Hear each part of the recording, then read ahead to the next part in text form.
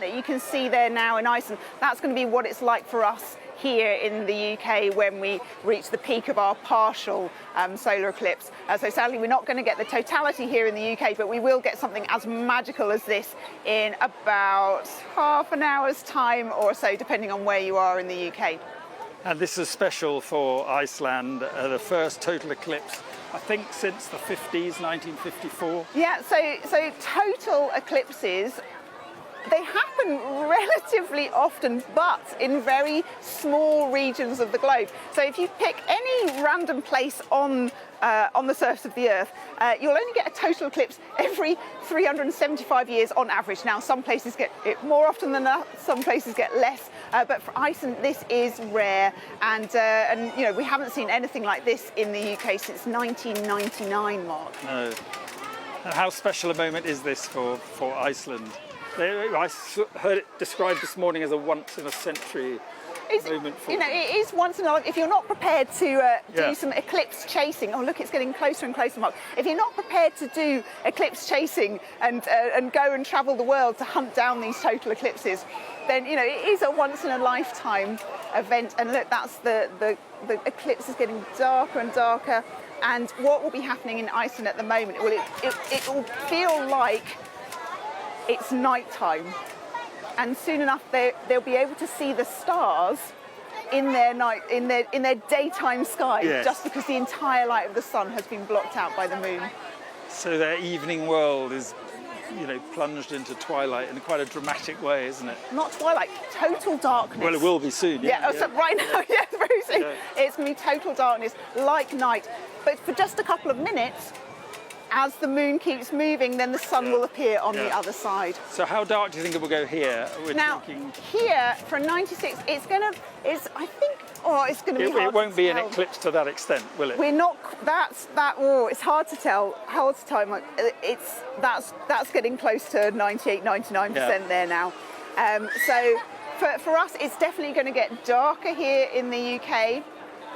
But the difference between a 99% partial eclipse and totality is actually huge, because if you're just at a 99% eclipse, you don't get that sky going completely dark and the stars coming out.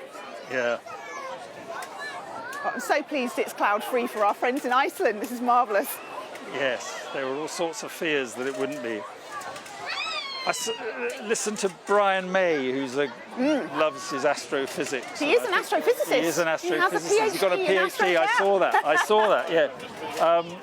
And he was saying that it actually reminds us what small players we are in this universe. Yeah. So now look here. This is the corona beginning, isn't it? Fantastic. This is spectacular. So people call this a diamond ring. You just get this bright. Now, at this point in Iceland, they can take off their eclipse protection. And gosh, can you see the prominence there in the bottom left-hand corner? So that's a shoot of a plasma coming out of the surface of the sun. Oh, how marvellous is that, Mark? Gosh, look at that. It must be so magical. I wish we were there. Maybe we should have done this gig in Iceland. I'm surprised you didn't go. But listen, we're very glad you're here. So now, this is the phenomenon that we were talking about earlier, the corona. Just explain that again, and why scientists are so keen to find out more about that and what it offers scientists. Yeah, so the corona is this big mystery when it comes to the sun. You know, you'd think our closest star in the universe, we would know everything there is to know about it.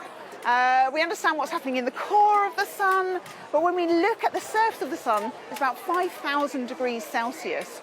But the corona, sort of the atmosphere around it, which produces these coronal mass ejection events that cause the gorgeous aurora, the northern lights that we get to sometimes see here, that is about 1 million degrees Celsius, and we genuinely don't understand how it heats up to such a temperature. And it's important for us to know, you know, aurora are beautiful, those gorgeous northern lights. When we see the ejecta from the sun, it flies across the solar system and hits into our atmosphere.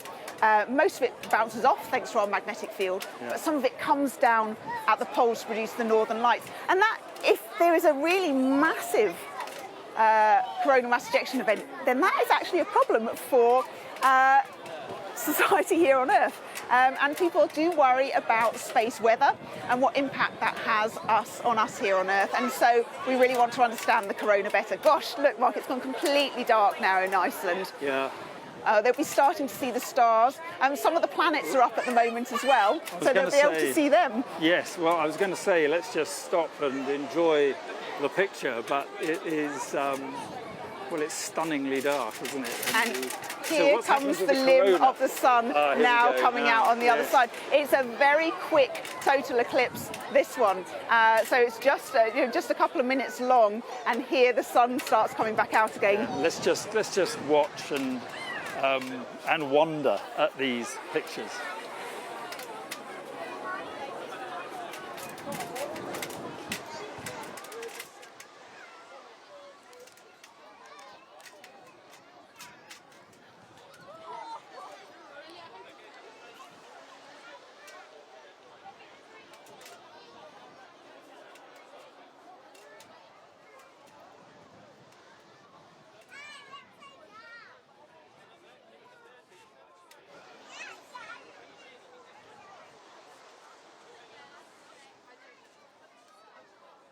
Right, this is a different picture now. This is a picture from another broadcaster in Iceland. This is in Reykjavik, shot from the ground, and it's the light kind of slowly returning, as you can see there. There we are. I mean, this is the darkness it was plunged into. Oh gosh! How eerie is that as the light? That's very eerie. Our friends in Reykjavik appear to be under the clouds. Oh, that's a shame. But look, here the sun's coming back out again. So they have been put into pitch black darkness for just a couple of minutes. Now the sunlight returning.